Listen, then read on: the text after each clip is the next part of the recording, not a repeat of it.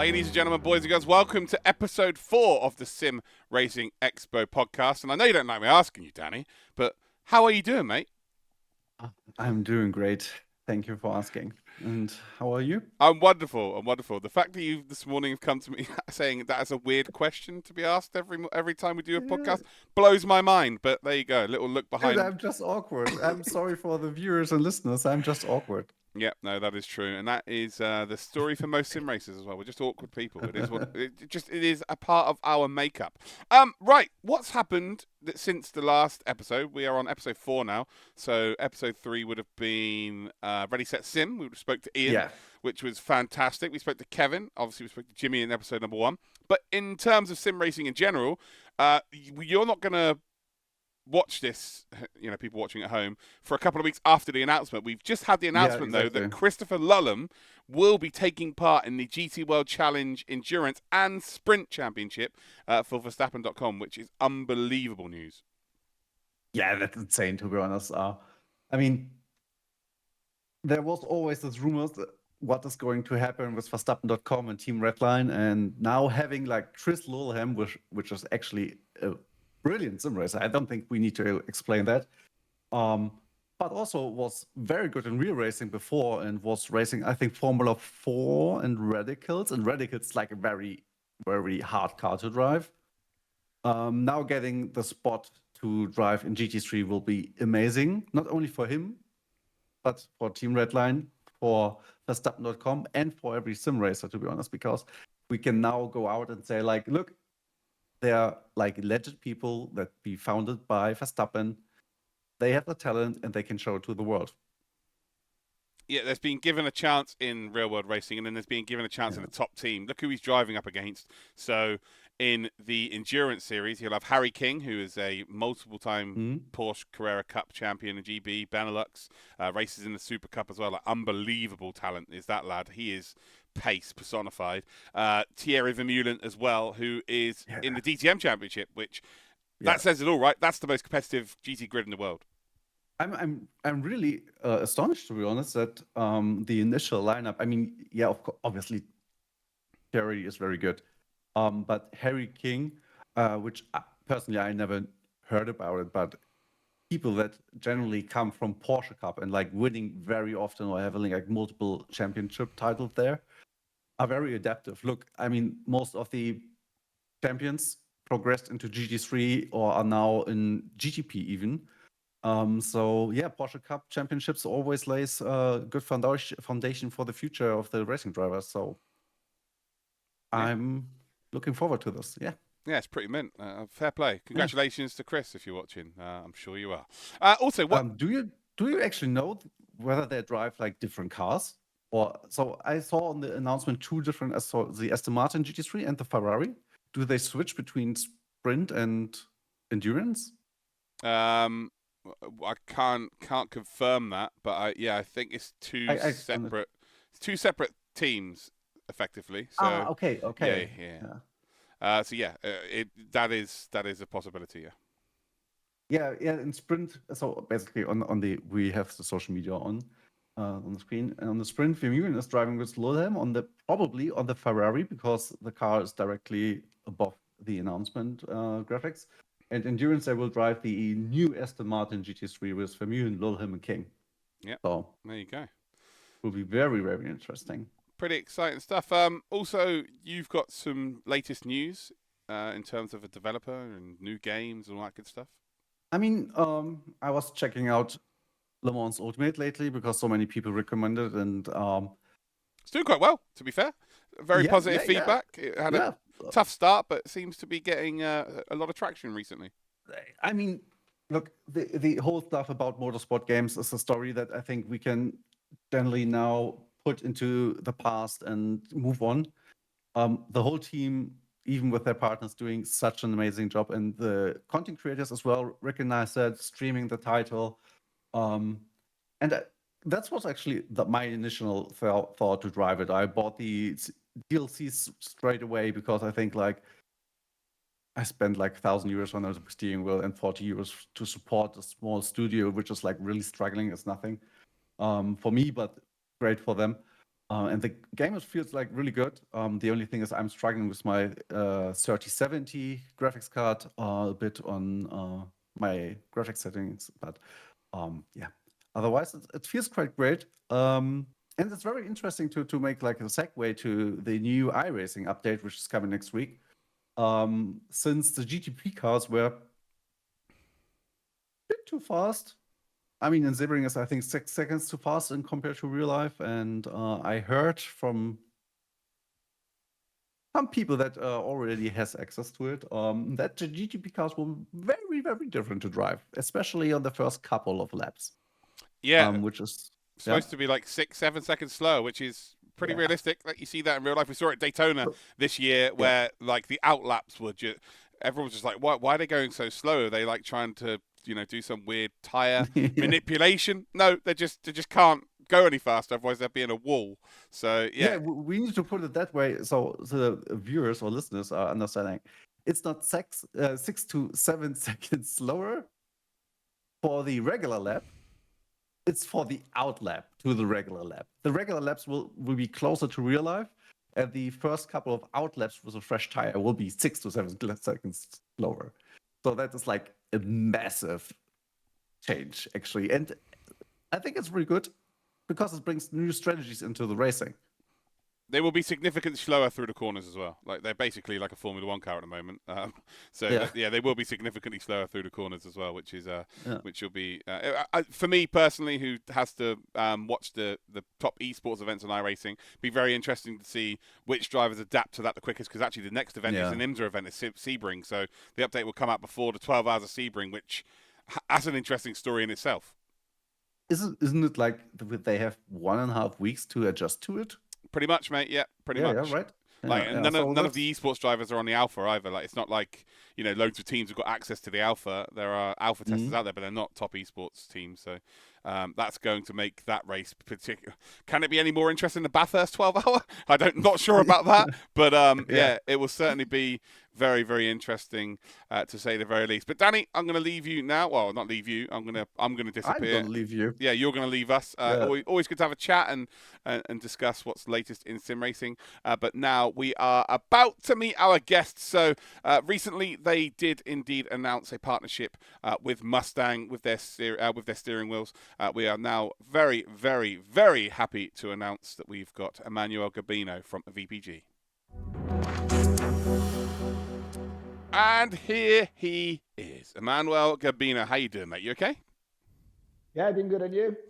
I am wonderful. All the better for speaking to you. Looking forward to a few exclusives and being able to look at that beautiful bit of machinery behind you. But before we get to that, I'm sure that the audience are all excited for that, especially. Let's talk about you a little bit first there, Manny. How did you get involved in sim racing? What's your experience? What is your history? Well, I started sim racing back in 2000. My first game was Formula 1 2000. My first setup was an office chair and a desk with one of the Microsoft steering wheel without even full feedback. And at that time, to load the game, it took like, I don't know, probably 20 minutes. So crashing T1 at Monza, it wasn't an option. Because otherwise, you would have to wait another 20 minutes to reload and restart the race. And, one thing led to another. And then I joined a racing team, an online racing team. Won a sector course at that time, and 5 years ago started iRacing and joined a different team and met Mike. And after we started talking about sim racing in general, and then we were like, oh, actually, I would love to have that wheel. I would love to have, and in that case, it was an F1 wheel because I'm a big F1 guy, so I love open wheels and everything. So we wanted to actually make that wheel for us. We started working on it. We bought a 3D printer, started designing the electronic and everything, and we made it. And at that point, we showed it to we had a group chat with all of our teammates. We showed the wheel, and everybody was excited about it. So me and Mike had a conversation, say, well, actually, it looks like there is a lot of interest around sim racing, which we were not expecting at that time, because before COVID, it wasn't as big as it is today, of course. So what we did is we got in touch with a couple of the team members, and they wanted the wheel, so we started selling it to them. And realized that, oh, hold on a second, actually, there's market for these things. We thought it was just a toy, but realistically, it's not a toy, and especially today, it's not a toy anymore. It's an expensive toy, but is a tool. That's what it is. So we started talking to team members, selling to them, realized there was market for it, and we say, well, why don't we actually try to go wider than that? Why don't we start a company, start making more units, still keep that kind of boutique manufacturer aspect, but to bigger audience of people, which we did. And we started with like 3D printed stuff. As I said, we were probably in the entry level kind of market. But again, me and Mike, we like to push the boundaries. We like to reinventing the wheel, let's say. And so we decided that can we actually use better materials? Can we use aluminum? Can you use carbon fiber? So we tried to use that. We managed to actually build the production and supply chain and everything, and we moved away from 3D printed into carbon fiber, aluminum, high-end materials. Next step after that was about the electronics, because we were like, everyone is doing exactly the same thing. Everyone is using aluminum. Everyone is using carbon fiber. Not everyone is using automotive-grade electronics, and that's where we decided to start using them. And again, there's a lot of, I will say, not miscommunication, but not everyone knows what automotive electronics means. It's not a fancy name. It's not just that. Realistically, these are used in automotive, which means they're a lot more reliable. So that means that push button, that rotary, that micro switch on your shifter can be used for a lot more cycles than a normal electronic. And I'll give you an example because numbers. The micro switch in the shifters, we use automotive grade micro switches that goes up to 10 millions cycles. So you can actually change gear 10 million times, while others, they're probably 100,000. So the difference is huge, or 1 million at best. So the difference is huge. And it's all reliability, so quality at the same time. But, and again, me and Mike, we never stop thinking about, oh, what can we introduce into the industry? What can we change to make it better and better and better? And that's where we decided to actually make a full carbon fiber steering wheel, which was the VPG GT. And it started as a one-off project for a customer. But again, then we realized there's a lot of R&D involved, which we've already done it. Looks like is a good replica and people want it. So why don't we increase the units, which we did. And that led us to actually start a conversation with Björkman Systems, which for people that don't know it is probably the largest GT3, GT4 steering wheel manufacturer. And they do wheels like the Porsche Cup, the 992 GT3R, Aston GT3, Ford Mustang as well. And so we started a conversation with them because we actually wanted to bring it to the next level. We're like, yeah, that's full carbon fiber and everything, but what if we actually use the real carcasses, scrapes and everything and just optimize, re-engineer that for the sim? What if we do that? So we started a conversation with them, and last year we managed to actually become part of the F1 Systems. And the first outcome of that partnership is the Mustang GT3. And we always say, people ask us on the Discord, what makes this partnership different than other partnership out there? What about other people that sell, other companies that sells licensed item? And I replied to that saying, what we are going to do is, our plan is to actually bridge real motorsport and sim racing. We're going to use real motorsports carbon fiber parts, real motorsport grips, and bring them to into the sim racing industry at a reasonable price. You can make replica, you can replicate the form, you can replicate the shape of a product, but you will never be able to replicate the technique. And the Mustang is pretty much that, is the same technique, because it's built in the same facility by the same people, using the same molds and everything. So it's not a replica, it's the actual real structure of the real car wheel. And then here we go, 5 years in, and the goal was to actually making sure that we can get into motorsports, and we are there now. So I think we achieved that goal, but now we move the post a bit because we want to do better and better every day. Well, we got to the wheel a little bit earlier than I thought, but let's just have a look at it. You go grab it, and you can show it off if you would like, and what your favourite features about this wheel. Obviously, this is a prestigious partnership. This is the real deal. It doesn't get much more realistic than this. But I'll leave it to you here, Manny. You tell us about this amazing piece of equipment. Well, you said it. It won't get more real than that, because it won't get more real than using the same grips using the Daytona winner car, same carbon fiber and everything. So main thing about this wheel it looks great, but it drives even better. And one thing that you won't be able to appreciate from a picture or from a video is how light it is. Because this being full carbon fiber is a single carbon fiber shell where the grips are molded into, is super light, but also, and I think we've tried this several times in several videos in our channel, is super strong. And some people say, what I'd like to do, our goal now is to actually educate people more about carbon fiber because we're the only one making it. So there's a lot of gray. Well, let's try a black box. People see carbon fiber and think, oh, that's carbon fiber. Yeah, it's cool, but what's all about it? So the way I see it is, yeah, it's light and it's strong, but in terms of from a driving perspective, what it does is it will give you a lot faster response when you're driving. You'll be able to actually catch the car a lot easier. And because it's full carbon, it will give you a lot more details into the force feedback. All of these things, you can appreciate them from a picture. It's something that you actually need to jump on the sim, get the Mustang on it, drive it, and then it'll be like, okay, I know what you mean now. I know what you mean. Because we've got people say, oh yeah, I've got a SimCube Ultimate. It can handle 32 Newton meter torque. He can handle 2 kilos steering wheel. And that's correct. But there's a thing called inertia. And so obviously the lighter the wheel, the less inertia's got, which means the faster response you get, which is critical if you want to be, is it going to make you faster? Not a second faster. Is it going to make you more consistent? 100% is going to make you a lot more consistent thanks to the fact that it's faster in response and you get a lot more details. And yeah, if you ask me, once I tried that, and obviously I've tried and tested different wheels. I tested the VPG Sim, and when I tested the VPG Sim for the first time, I was like, oh wow, that's next level. That's like force feedback redefined. But then I tested the Mustang, and I was like, this is even next level compared to that. Because the way it's being constructed, because it's not a replica and it's the actual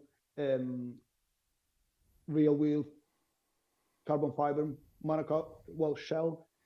That's what it makes a difference. And the other thing, which is one that I actually like the most, and people get impressed by that, because people are expecting it, our customers, they're expecting it to be light and strong because it's carbon fiber, yeah, but they were not expecting the grips to be so comfortable. And I was like, guys, I appreciate that. I would like to take credit for it, but we didn't design the grips. Grips were designed by BF1, and they were based on Andres driver's feedback on how do we get the perfect shape? How do we get something that is not too, in terms of material, is not too grippy, is not too soft, is not too hard, and shape-wise is comfortable for 24 hours Daytona, Sebring, for all of these endurance races. So yeah, that's it's my baby. I think there are more babies coming though, but these are the main thing about this thing wheel. It is a beautiful bit of equipment, that is for sure. Obviously, having the authenticity of being, partnered with one of the biggest names in motorsport also, helps as well, which is fantastic. Where did the journey start for you, though, Manny? Obviously, you're at this point now, so you're kicking ass. You're making massive waves in sim racing. But where did it begin for you? Where did you first start competing and think, do you know what? There's something in this sim racing. I will say probably we need to go back like 10 years ago. Well, no, 9 years ago. 9 years, exactly 9 years ago, when I moved from Italy to the UK and I started to have a lot more free time. And I was like, well, too, I love racing, obviously. The UK is motorsport because we're near Snetterton. So Snetterton is like 10 minutes from my place. And then you've got Donington, you've got all of the Silverstone, you've got Goodwood, you've got all of these different places which are like probably 2-3 hours away. And in Italy, it's not that common. So like, oh, that's like motorsport is everywhere here. So it's like, well, I want to get more time on the sim. So moved to the UK, got a different job, started to have a bit more free time. So I started getting on the sim. And it's like, well, actually, I like it. I like it. And the thing, I'm not super fast, let's say, but when I know the track, I get in the car and then probably like 1 second off pace. But having more time, being able to practice and train a bit more, being able to see the telemetry and get a lot more into details of these things made me faster and faster. And now, unfortunately, now I haven't got that much free time, but I made myself a promise that every night, at least an hour, will be dedicated to sim racing, which is passion, is passion. That's what it is. And that's what is driving the company. So yeah, we got bigger. Well, every year we got bigger and bigger, but the passion, the principle, what started the company hasn't changed. We're still passionate about motorsport. We're still passionate about racing. We're still passionate about sim racing. And I think all of our passion gets delivered to the customer through our product, through our customer service. And that's why we are a boutique manufacturer. We don't want to get into mass production. Could we get into mass production? 100%.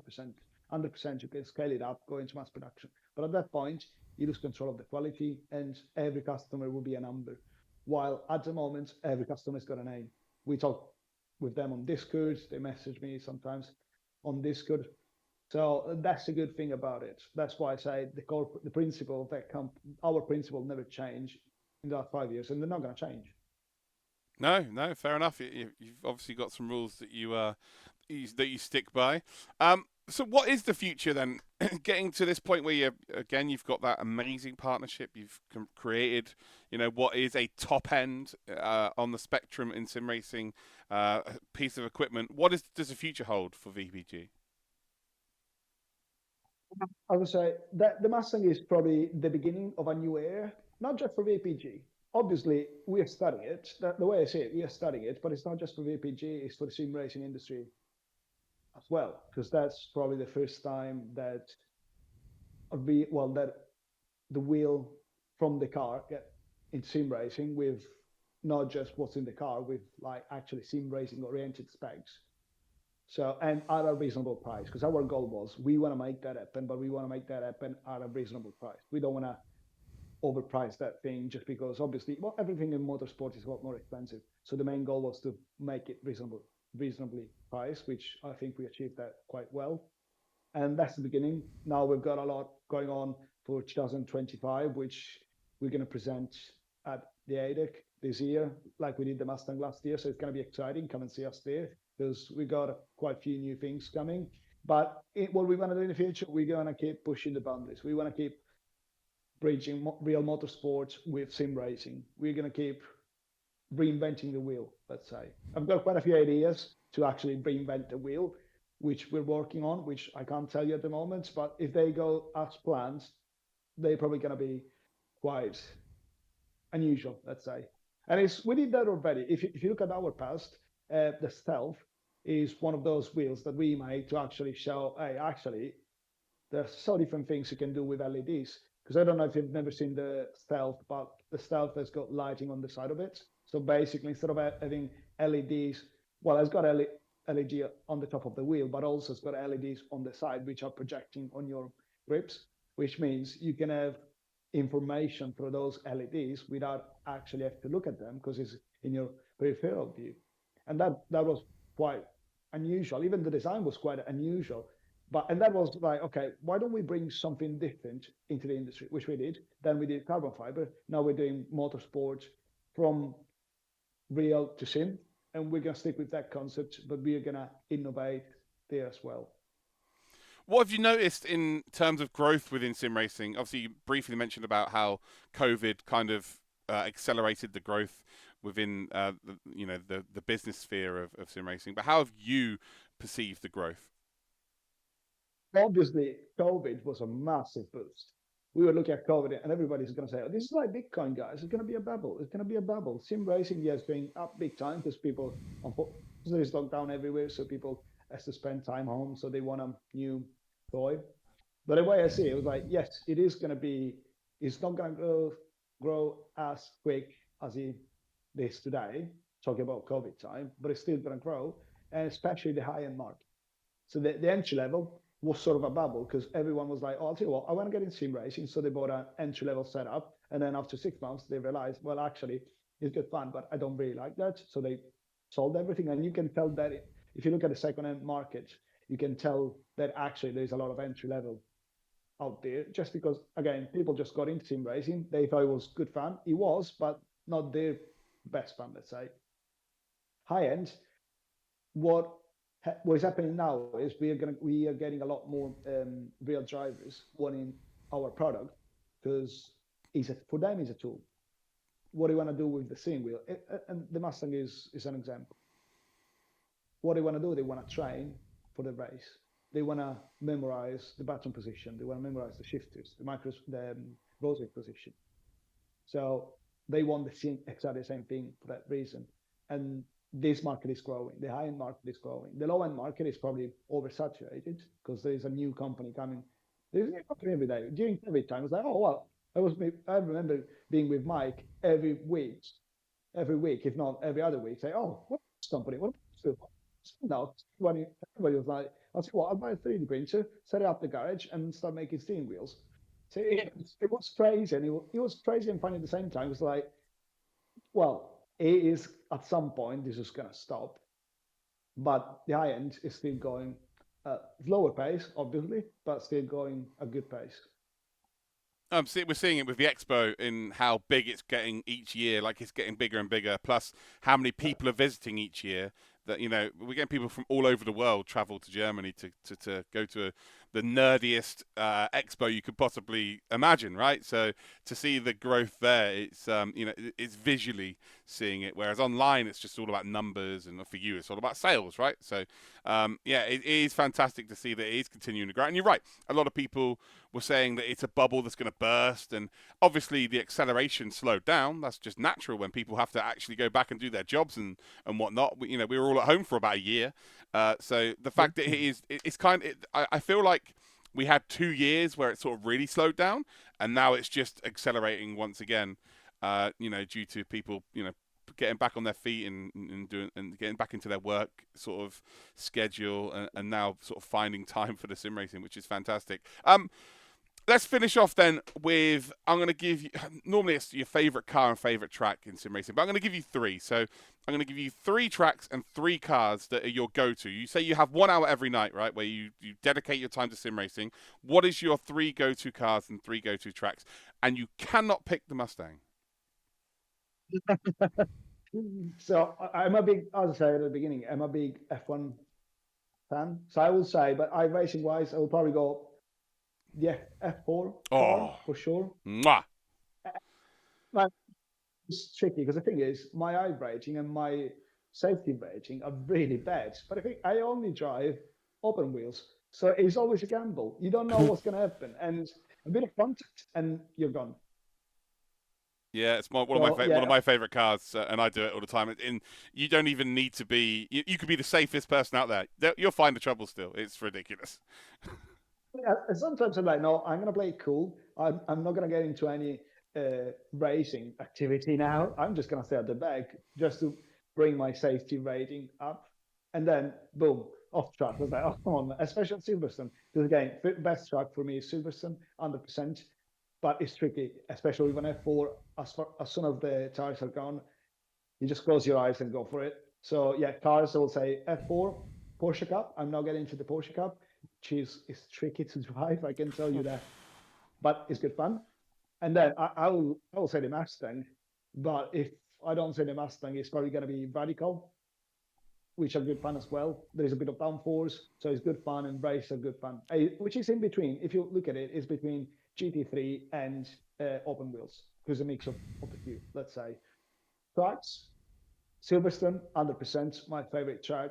Then I'm Italian, so I have to say Imola, that's for sure. And then Snetterton.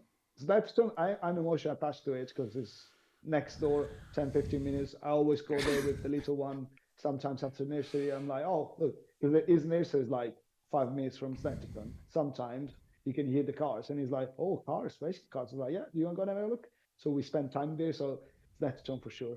Might be one of the worst race circuits in the history of mankind, in my opinion.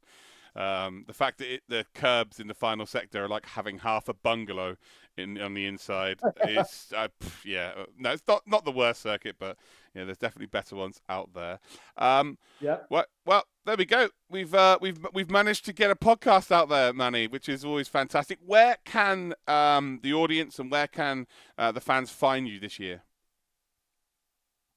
Exhibition-wise, at the Attic, we'll be there. And as I said 5 minutes ago, the Attic is getting bigger and bigger. We've been to the Attic, not exhibiting, just visiting.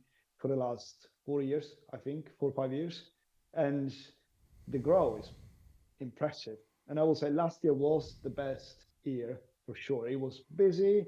Yeah, of course, it was the first time we were exhibiting. So it was different for us. We were not just looking around. We were engaging with people, talking to people and everything. But still, Dancing it was with people. so busy. Yeah, dancing with people. Yeah. Which that's the only way where we are going this year, just for that. Yeah. We're not going for the attic. We're just going for the party. That's what we do. I'll see you there probably as well. But yeah, it was great. Last year was great. It was massive. And this year, when we were planning about the attic, last year was last fall. I think it was July. Well, July when we were talking to Noel, we were like, well, actually, we're thinking of going to attic. It's like, yeah, we can go together. It's like, yeah, but we need a bigger space and everything. And they were like, yeah, let's go for it. And that was like, what, July, and the attic was October. So it was crazy busy getting everything ready. But this year, straight after the attic, we had a conversation with Mike and the team. We're like, we need to go next year. There is no chance we're not gonna be there next year. So we'll go to the attic this year for sure. We've got a couple of events planned as well here in the UK, which you'll probably find out in the next couple of weeks because there's going to be an official announcement about a new partnership between VPG and another icon of motorsports, which I can't tell you anything more than that today, but you'll see in a couple of weeks. You've probably said too much already. Then, yeah, exactly. I told you already, basically. And the other thing is, yeah, we're probably going to go to we're probably going to visit the attic in the US, and then PI in December, which will pretty much close the motorsports season, let's say. Copy that. Well, all of your links will be put below. Manny, thank you so much for your time, mate. Really do appreciate it, and I cannot wait to bust some shapes on the dance floor with you in October. Well, thanks for the opportunity, and yeah, 100%. Can't wait for that. I'm ready. I'm going tonight practicing for sure.